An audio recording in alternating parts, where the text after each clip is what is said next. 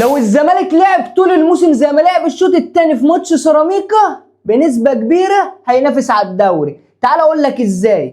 بص يا معالي الباشا، الشوط الاول الزمالك قدم شوط مش حلو خالص، لكن نيجي بقى للشوط الثاني بقى، الشوط اللي فيه العظمه كلها.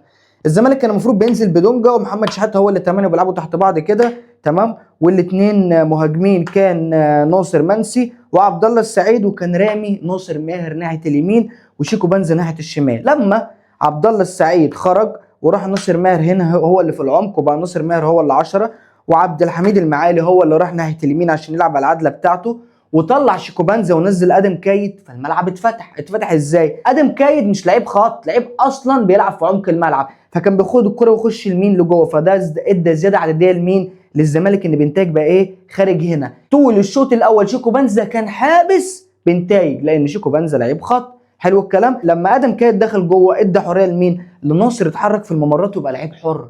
ناصر لما بقى لعيب حر بقى عارف ينظم الهجمه امتى، وهو ناصر اصلا احسن لعيب مقاوم للضغط في مصر.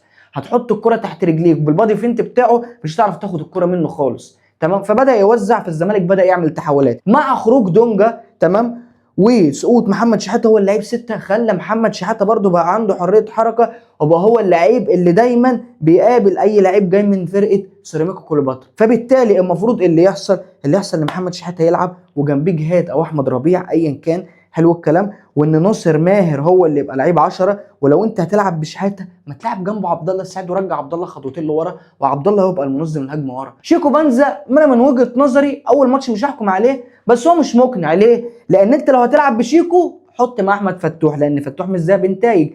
فتوح بيحب ياخد الكوره ويخش لجوه في الممر ده، لكن بنتايج بياخد الكوره ويخرج على الخط. فبالتالي هلعب بشيكو يبقى معايا فتوح، هلعب بادم كايد يبقى معايا بنتايج. حلو الكلام. وناصر ماهر. هل انت بقى شايف بعد الاداء اللي قدمه الزمالك والتحولات اللي عملها والمساحات اللي بيسيبها سيراميكا كليوباترا ورا وقدر الزمالك يستغلها، اي فرقه هتلعب قدام الزمالك وفاتحه خطوطها وبتلعب هاي بلوك هتزعل؟ ولا ممكن يكون امكانيات سيراميكا في التحول الدفاعي مش احسن حاجه؟ ده اللي انا مستنيه منك في الكومنتات.